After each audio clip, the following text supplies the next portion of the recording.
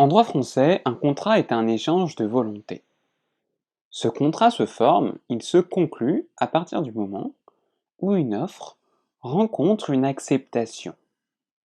Le contrat se forme donc par la rencontre d'une offre et d'une acceptation. C'est vraiment très important de bien comprendre cela. Prenons un exemple tout bête qui montre à quel point le droit des contrats nous concerne dans notre vie quotidienne.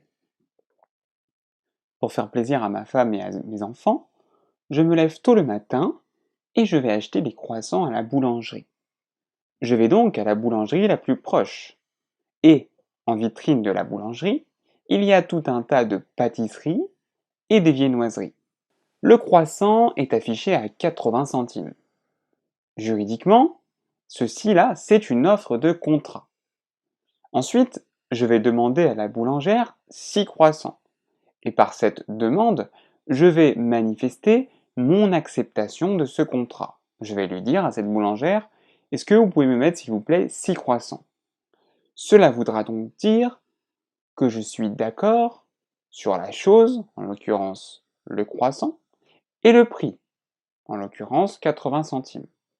À partir du moment où je manifeste mon acceptation, le contrat est formé. Il y a eu un échange des consentements. Plus précisément, c'est un contrat de vente qui a été conclu. Je suis l'acheteur, car j'achète des croissants. La boulangère, c'est la vendeuse car elle vend des croissants. Dès lors, à partir du moment où le contrat a été conclu, les parties au contrat de vente vont devoir respecter des obligations. La boulangère, en tant que vendeuse, va devoir me donner les 6 croissants que j'ai demandés. Moi, en tant qu'acheteur, je vais devoir payer le prix, soit en l'occurrence ici 6 fois 80 centimes.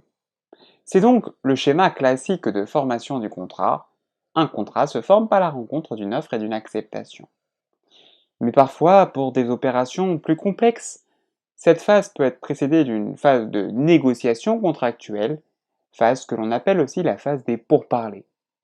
Et au cours de cette phase, par exemple, on pourra négocier le prix de telle ou telle chose.